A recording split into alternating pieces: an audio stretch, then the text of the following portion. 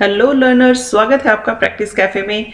और आज हम करेंगे इंग्लिश लिटरेचर के द ओल्ड इंग्लिश पीरियड के एमसीक्यूज पार्ट 2। तो बने रहिए हमारे साथ और दीजिए अपनी तैयारी को एक नई उड़ान। तो आज का पहला क्वेश्चन है, which of the following is considered the national epic of England. इनमें से आपको बताना है कि नेशनल एपिक ऑफ इंग्लैंड किसे कंसीडर किया जाता है। ऑप्शन हमारे सामने हैं, A Widsith, B Beowulf, C Waldere, D the fight at Finnsburg. तो हमारा राइट आंसर है बी बेowulf। दोस्तों नेक्स्ट क्वेश्चन है, मॉन्स्टर ग्रैंडल अपीयर्स इन। इनमें से आपको बताना है कि किस पोएम में मॉन्स्टर ग्रैंडल अपीयर होती है।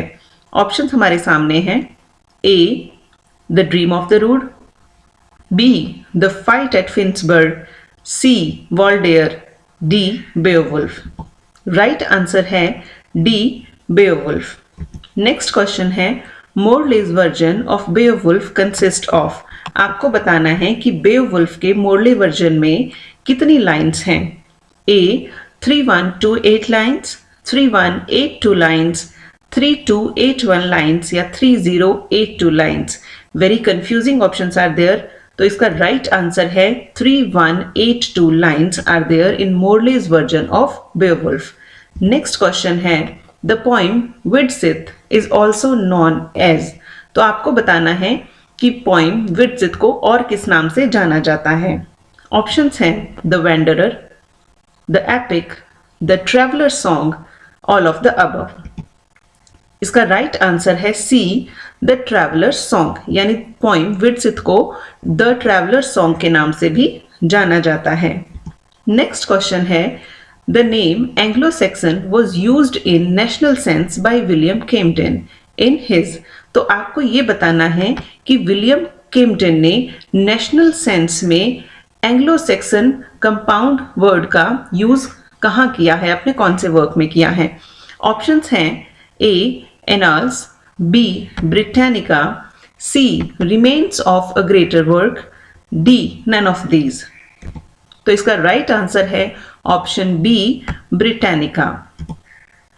आज का हमारा नेक्स्ट क्वेश्चन है, who is called our first great scholar and the father of English learning.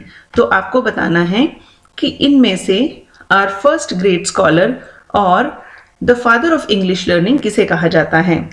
Options are there, A Alfred, B Caedmon, B C the venerable Bede, D Cynewulf.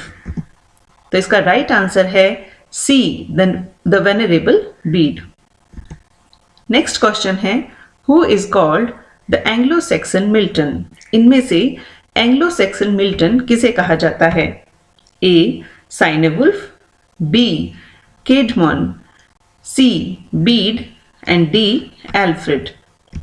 तो इस question का right answer है B Caedmon. Next question है, who wrote paraphrase. Paraphrase किसने लिखा था।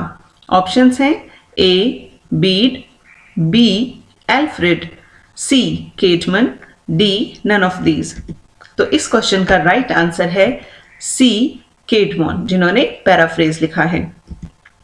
Next question है, the Christ didactic poem is in. मतलब आपको ये बताना है कि क्राइस्ट जो एक डाइडेक्टिक पोइम है वो कितने पार्ट्स में है। ऑप्शंस हैं, 2 पार्ट्स, 3 पार्ट्स, 4 पार्ट्स और 5 पार्ट्स।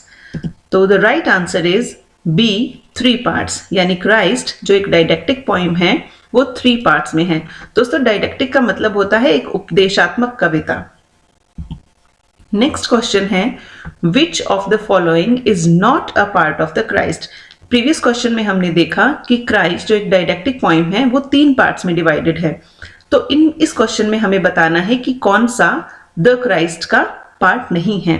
ऑप्शंस हमारे सामने हैं, celebrating the Nativity, B the Ascension, C doomsday, D Christianity. तो इस क्वेश्चन का राइट आंसर होगा डी क्रिश्चियनिटी, यानी कि ये जो बाकी तीनों पार्ट्स हैं, celebrating the Nativity, the Ascension and C the doomsday, ये तीनों पार्ट द क्राइस्ट के हैं और क्रिश्चियनिटी जो है वो इस पोइम का पार्ट नहीं है। So friends, thank you very much for watching this video. इसी तरह के एमसीक्यूज से आप अपनी प्रैक्टिस को एक नई दिशा दे सकते हैं, अपनी स्टडी को एक नई दिशा दे सकते हैं।